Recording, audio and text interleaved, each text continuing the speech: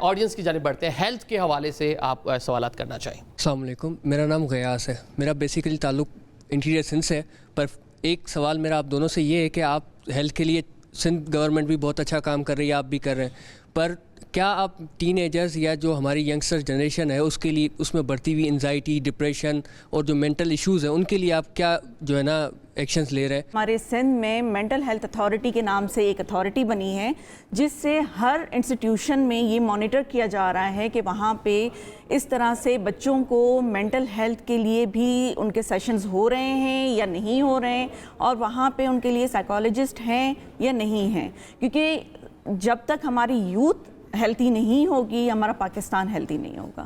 تو ہمارا فوکس یہی ہے کہ مینٹل ہیلتھ اتھارٹی بنانے کا ریزن ہی یہی ہے کہ ہم ان مینٹل ایشوز کو جو موسٹلی ہمارے یوتھ میں, ینگ جنریشن میں سوشل میڈیا کی وجہ سے یا پھر کوئی اور ڈپریشن کی وجہ سے کریٹ ہو رہے ہیں, ان کو ہم ایڈریس کر سکیں. جی آپ دیکھیے, میں غیاس آئی ریلی اپریشیٹ کہ آپ نے یہ کویشچن پوچھا, کیونکہ یہ چیز بہت زیادہ ضروری ہے آنے والی جنریشن کے لیے. ہم لوگ ہر جگہ بیٹھ کے یہ تو کہہ دیتے ہیں کہ جی یوتھ ہمارا فیوچر ہے, بٹ یوتھ کا مینٹلی فزیکلی ہیلدی ہونا بھی ہمارے فیوچر کے لیے, پاکستان کے فیوچر کے لیے بہت ضروری ہے. اور انٹرسٹنگ چیز یہ ہے, شاید آپ لوگوں کی نالج میں نہ ہو تو میں آپ کو بتانا چاہتی ہوں کہ پاکستان میں پہلی دفعہ چیف منسٹر آفس کے اندر ایک youth counselling cell set up کیا گیا ہے جس کی ہیلپ لائن ہے. آپ ہیلپ لائن کے اوپر کال کر سکتے ہیں, اور وہاں پہ UNDP کی پارٹنرشپس کے ساتھ there are 6 mental health counsellors in there currently. 2327 calls ابھی تک ریسیو ہو چکی ہیں, جن میں سے 2200 کیسز سوسائڈل بچوں کے تھے, اور الحمدللہ 2200 بچے اب مینٹلی ہیلدی ہیں and their suicide attempt was averted by help of that help line. میں سمجھتی ہوں کہ ہمیں 6 کے بجائے 600 کاؤنسلرز بھی دینا پڑیں گے تو ہم دیں گے. دس از این انیشیٹو آپ لوگوں کی سپورٹ کے لیے, پورے پنجاب کے بچوں کی سپورٹ کے لیے, کیونکہ یہ اگر آپ مینٹلی ہیلدی ہوں گے تو آپ آگے جا سکتے ہیں. ویسے ذہنی تناؤ کی ایک بڑی ریزن جو ہے پاکستان میں غربت, بے روزگاری, یہ جو واقعات ہیں جو اس کی وجہ بھی ایک لگتی ہے کہ جو ذہنی تناؤ کا بہت سے لوگ شکار ہو جاتے ہیں, تو اس کو بھی سب سے پہلے کاؤنٹر کرنا ہوگا. نیکسٹ. السلام علیکم میم, میرا نام یکشان ہے. میرا سوال یہ ہے کہ بیسیکلی جب آتی ہیں کوئی بھی پارٹیز تو اسٹارٹنگ میں یوتھ کے حوالے سے وہ کہتے ہیں کہ یوتھ کے لیے ہم یہ کریں گے, یہ انیشیٹ لیں گے, بٹ ایکچولی جو وہ انیشیٹ لیتے ہیں اس کے بعد ہی کچھ عرصے تک وہ گورنمنٹ چلتی ہی نہیں ہے. تو یوتھ کس پہ ٹرسٹ کرے, کس پارٹی پہ ٹرسٹ کرے کہ یہ پارٹی ڈیلیور کرے گی؟ کیونکہ اگر ہم ہسٹری میں دیکھیں تو کوئی بھی پارٹی اپنا ٹینیور پورا نہیں کرتی ہے اور وہ چیزیں چینج ہو جاتی ہیں, جو پروگرامز آئے ہوئے ہوتے ہیں وہ ختم ہو جاتے ہیں, ہم انرول ہوتے ہیں, ایٹ دی اینڈ سرمنیز نہیں ہوتی ہیں. تو اس کے اوپر ایک گورنمنٹ آتی ہے, وہ کیا انیشیٹ لیتی ہے کہ ہم چلے بھی گئے تو یوتھ ڈسٹرب نہیں ہوگی؟ تو میں چاہتا ہوں کہ لانگ ٹرم پالیسیز کی بات کر رہے ہیں. ایک گورنمنٹ آتی ہے, لیپ ٹاپ دیتی ہے, اسکوٹیز دیتی ہے, اس طرح کی چیزیں ہوتی ہیں. اگلی گورنمنٹ آتی ہے تو ساری چیزیں نہیں ہوتی. ڈاکٹر صاحبہ دیکھیں, میں بھی ایگری کرتی ہوں آپ کی بات سے کہ سب سے پہلے تو دیکھیں پاکستان میں سب سے زیادہ جو سافٹ ٹارگیٹ ہوتے ہیں وہ پولیٹیشینس ہوتے ہیں. کوئی بھی اپنے گھر سے بھی ناراض ہوتا ہے تو 2 تھپڑ آ کے مار کے چلا جاتا ہے, کہیں پہ بھی آ کے.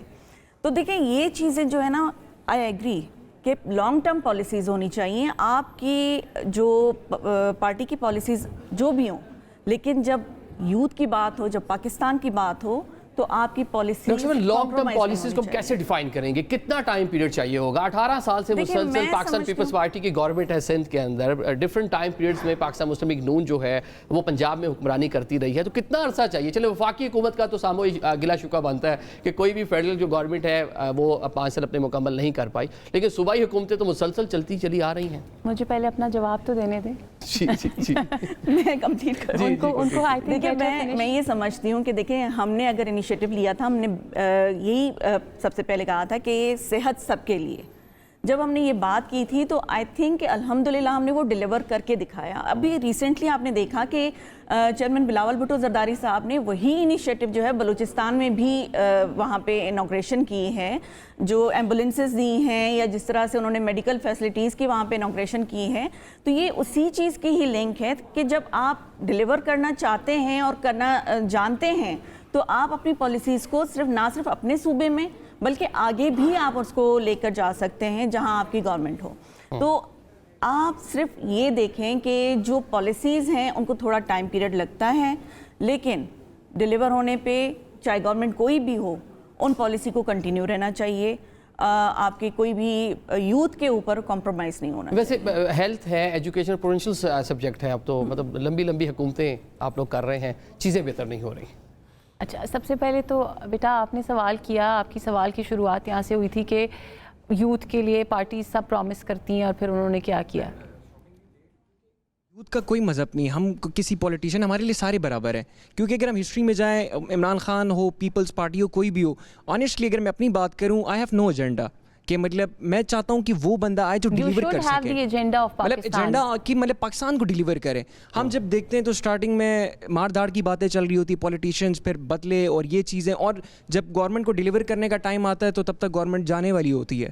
تو وہ جو فیس ہو رہا ہے ٹو بی ریئلی آنیسٹلی، کہ مطلب اتنا ڈپریشن، اتنا انزائٹی ہوتا ہے کہ کچھ مل ہی نہیں رہا ہے، ہم بیٹھ کے دیکھ رہے ہیں وہ اپنے جو مسئلے ہیں وہ سالو نہیں ہو رہے، تو وہ مطلب پہلے چند سال جو حکومتیں ہیں وہ آتی ہیں بتاتی ہیں کہ پچھلے کیا کر گئے ہیں، ان کی وجہ سے آج ہم اس نہج پہ آن پہنچے ہیں، اور پھر جب کچھ کرنے لگتے ہیں تو آپ کا ٹائم پورا ہو چکا ہوتا ہے۔ دیکھیں ایک چیز بڑی امپورٹنٹ ہے، کیونکہ یوتھ کی بات ہو رہی ہے، تو سب سے پہلے تو آئی ووڈ لائک ٹو سے کہ آپ جو آج تک تمام پولیٹیکل پارٹیز نے جنہوں نے یوتھ کی بات کی، آپ ایک دفعہ ان کی ٹیم دیکھیں اور ایک دفعہ آپ پنجاب کیبنٹ دیکھیں۔